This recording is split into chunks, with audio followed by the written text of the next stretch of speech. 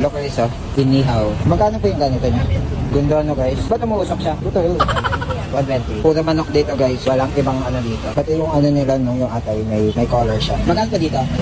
Sige po isa. Ano po ito? Chicken hotdog? Ilan ito? Isa lang po. Ano po ito? Puso? Puso. Magkano po sa isaw? Sakyan. Pwede isa, isaw. Tapos hotdog ni Archer. Ito po, ano po ito? Skin? Chicken skin daw. Ito po, magkano po dito? Chicken wing! Helmet Hindi naman ako nagda-drive. Ito po, anong part po ito? Wait. Try natin ba? Yung iba tatlo, yung iba apat. Saka pa tayo. Ito po, ano po ito? Ito po, ano? Ano pangalan ng ano niyo po dito?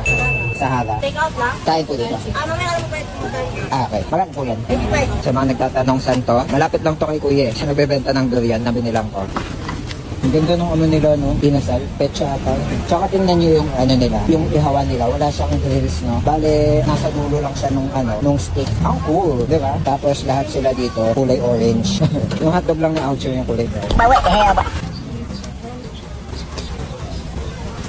I got it. Ito yung gravy nila eh. Secret sauce nila yan. Oh my gosh. I'm so happy already. 85 total ko dito. Tapos nagbibigay sila dito ng gloves. It looks so good, di ba?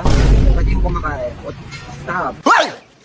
Ayan, hindi sila dito nagbibenta ng inihaw ng mga pork parts. Kasi, saan to? Sa Quiapo Muslim Town. And alam mo naman, di ba? Ang pork is prohibited sa mga Muslims. Sa mga kapatid natin Muslims, I love you. Hi, Paul, if you're Muslim. Ang sa sweet. Diba yung nasa? More on spicy na siya eh. Hindi siya sweet. Hindi din siya masuka. Pero mainit ah. Sauce na.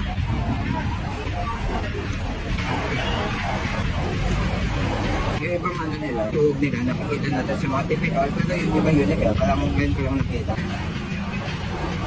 Like ito, chicken skin. Hindi mo mawala sa atin ang hotdog na ulcer. Kaso ano siya? Saluk. Wala kayo mo.